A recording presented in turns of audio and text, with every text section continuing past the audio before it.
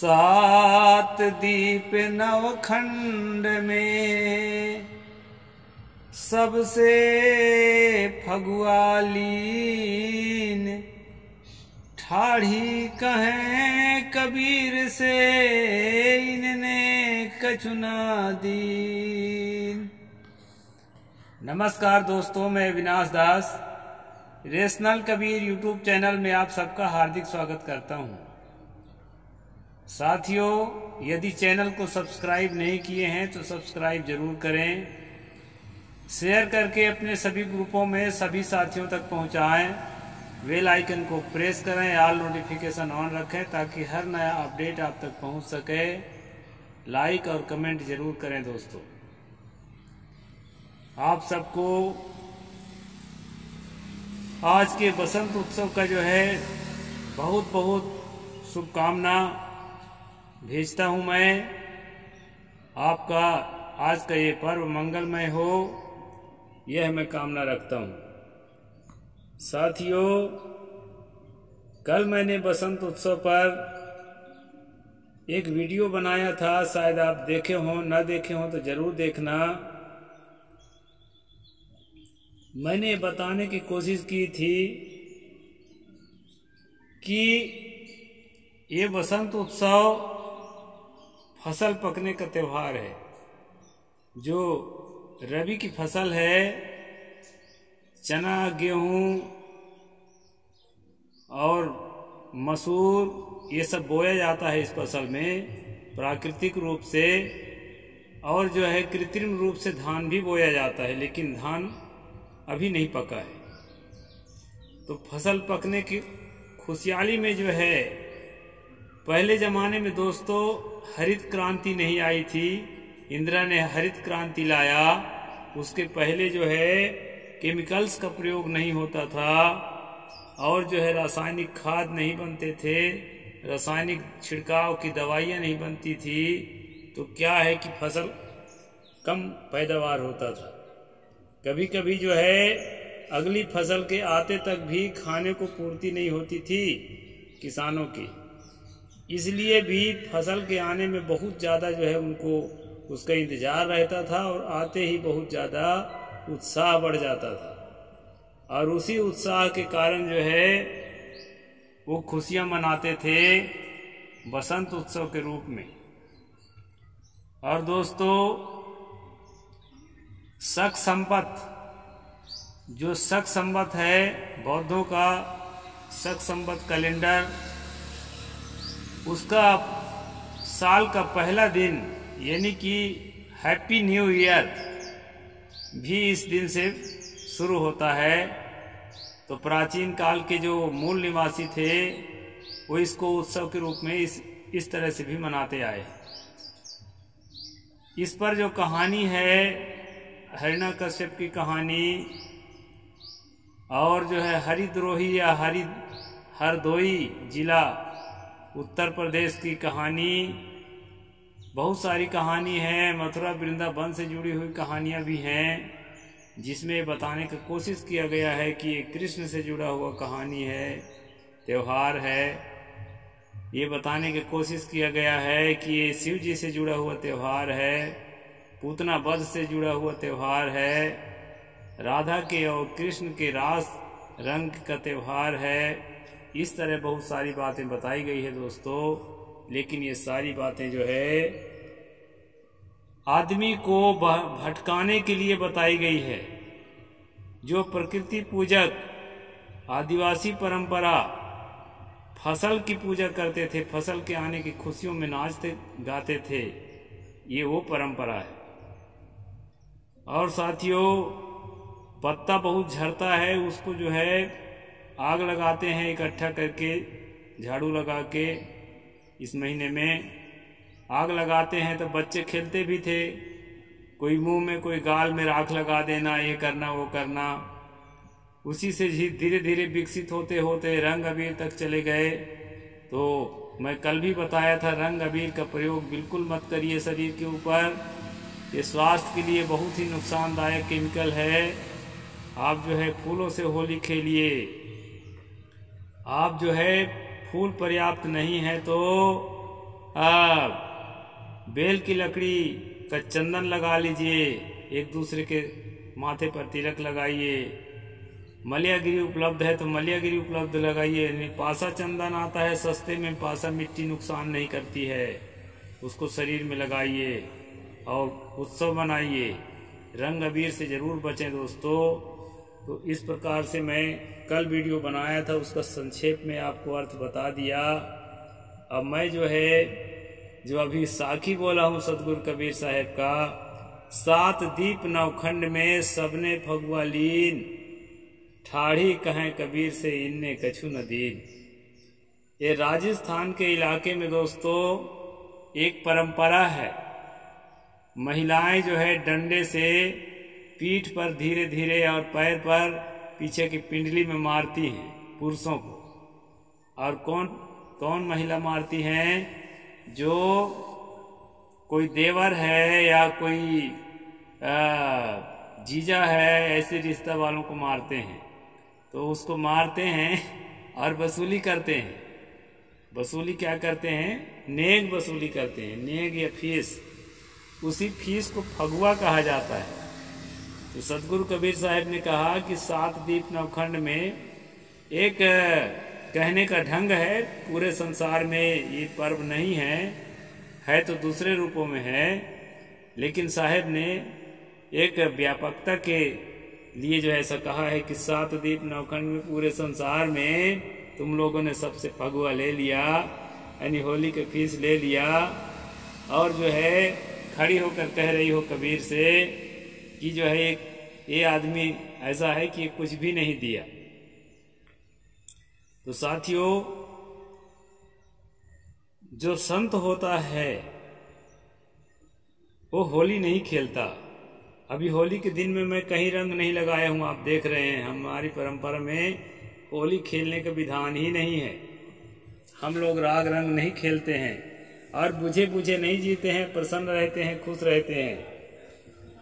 तो sadness feel नहीं करते हैं हम लोग। इसी पर जो है ठाड़ी कहें कबीर से इनने कछु न दीन, तो इसका अर्थ ये नहीं है कि ये बसंत उत्सव को गलत मानते हैं।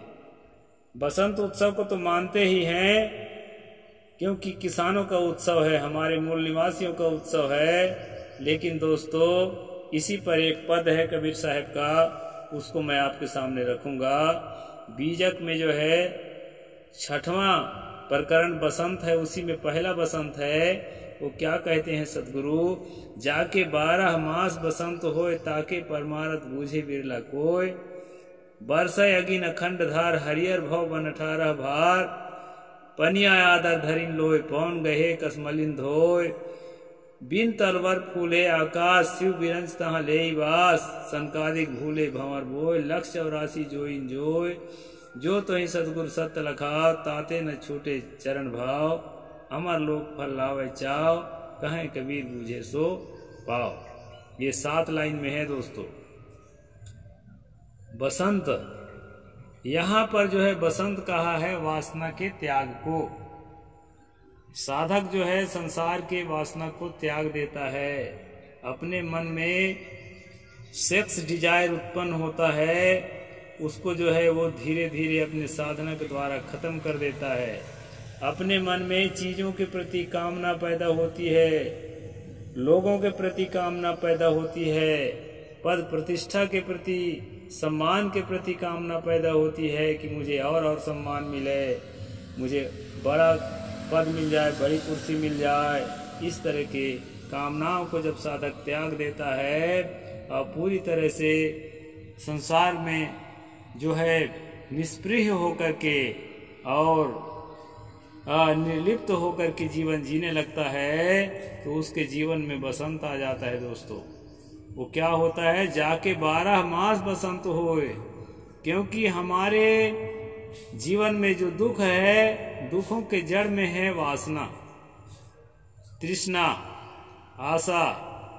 बाहर की चीजों के प्रति जो चिपकाहट है हमारे अंदर, वो हमें सहज स्थिति में नहीं पहुंचने देता है। इसी के कारण दुख होता है।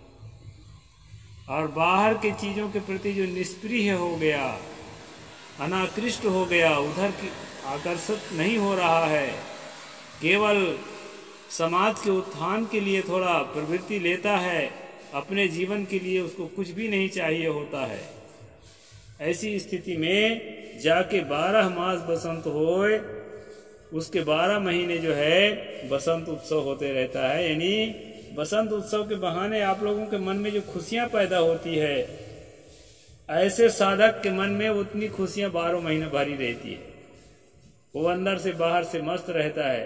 तो साथियों, साधना का फल सहज स्थिति है, जिसको बुद्धिज्म में निर्वाण भी कहा जाता है। कई लोग जो है मृत्यु को निर्वाण कहते हैं, तो वो उनकी भूल है। मृत्यु भी सब कुछ बुझ जाना निर्वाण ही है, लेकिन मरने के पहले अगर सब कुछ बुझा देते हैं, मन की वासनाओं को, तृष्णाओं को, अपने मन की आसक्ति को, आकर्षण को, बुरी बुरी मानसिकताओं को मन से अगर पहले ही हम बुझा देते हैं, तो पहले जीवन जीते जीते हमको निर्वाण या सहज स्थिति हमें प्राप्त हो जाती है। और साथियों, मरने के बाद जो निर्वाण आपको प्राप्त होता है, ऐसी आप कहना है, तो उस निर्वाण से आपको कोई लाभ नहीं है, क्योंकि शरीर संबंध से ही सुख दुख का अनुभव होता है। शरीर संबंध से जो है अलग होने के बाद यदि जीव को अजर अमर भी मानते हैं, तो भी आपको कोई सुख दुख नहीं मिल सकता है। और अगर जीव को अजर अमर नहीं भी मानते हैं, तो सुख दुख मिलने का सवाल ही नहीं है। जब हैया नहीं है सुख दुख का भोगने वाला ही, तो किसको मिलेगा। इसलिए साथियों, सहज अवस्था का अभ्यास जीते जी करना चाहिए, और शरीर रहे तक इस अनुभूति का जो सुख है, जो आनंद है, उसका लाभ लेना चाहिए। अब ये लाभ जो है लाभ नहीं है, लाभ हानि है ही नहीं, एक सहज अवस्था है, सुख दुख से कोई परे परम पद। तो ये जो है ताके परमारथ बूझे बिरला कोय, ये साधक आदमी ही इसको समझ सकता है कि इससे क्या कहना चाहिए, कि इसमें किस प्रकार का अनुभव होता है। जो साधक है, जो वासनाओं को त्याग करता है, वही समझ सकता है। ऐसा यहाँ सतगुरु ने कहा है, बरस यज्ञ न खंडधार, हरिहर भव बन 18 भार। जितने जो है काम की अग्नि, क्रोध की अग्नि और तमाम तरह की अग्नि जो है हमारे अंदर बरसते हैं, और बाहर के निंदा प्रशंसा की अग्नि हमें जो है जलाते हैं, उस स्थिति में साधना के ताकत के द्वारा, अपने मानसिक संतुलन के द्वारा, अपने भीतरी संयम के द्वारा, चिंतन मनन और ध्यान के द्वारा अपने आप को साधा हुआ जो साधक है, उसके जो है जीवन में हरियाली आ जाती है।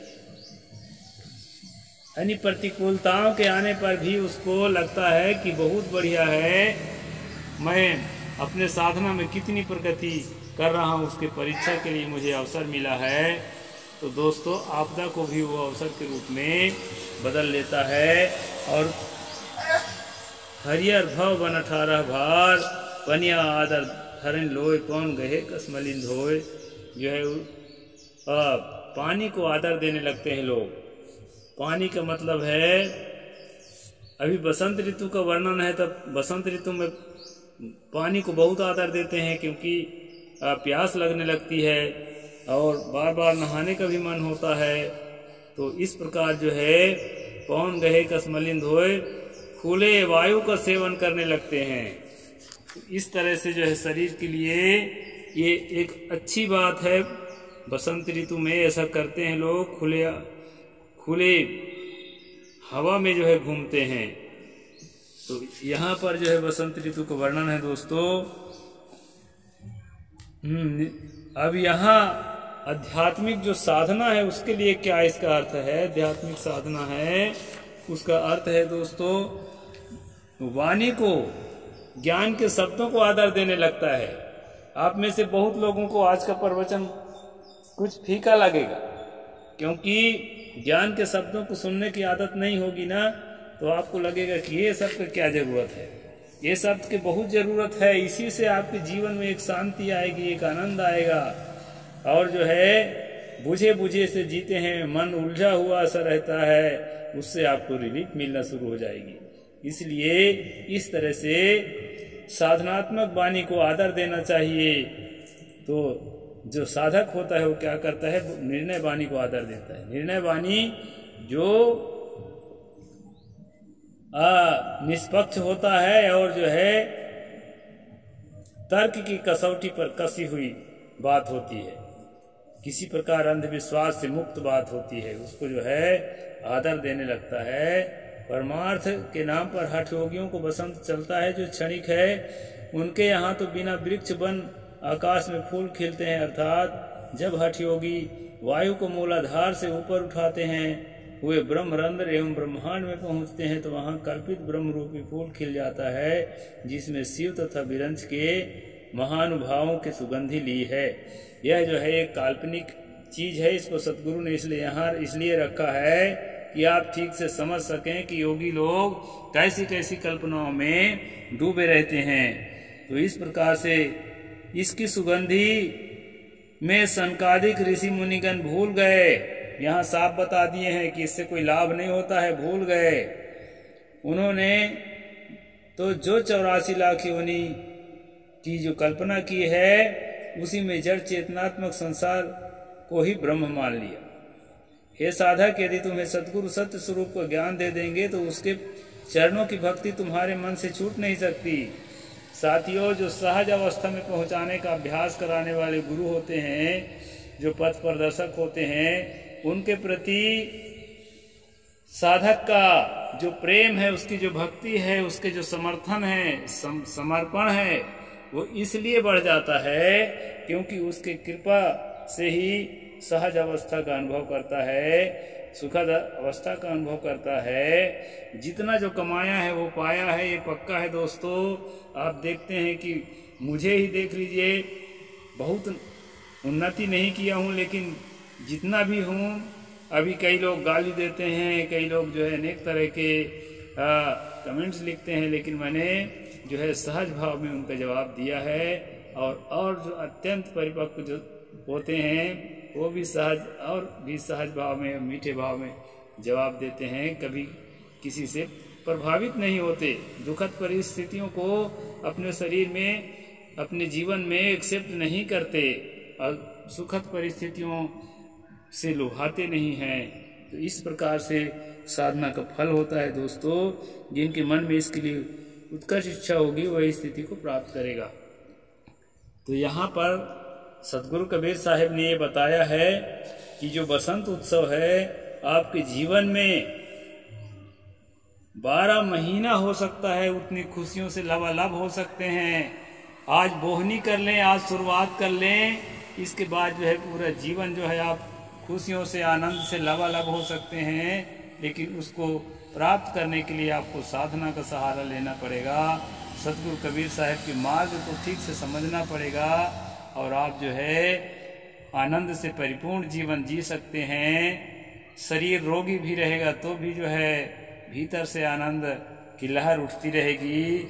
आपके मस्तिष्क में जो हमारे साधना पद्धति को जो अपनाता है, जो मस्तिष्क के जो पीनियल ग्लैंड में जो खुशी के हार्मोन्स होते हैं, सीरोटोनिन होता है, डोपामीन होता है, और जो ऑक्सीटोसिन इत्यादि जो भी होते हैं, वो खुशी के हार्मोन्स अपने आप बढ़ते हैं दोस्तों, और इससे आपको बहुत फायदा होता है।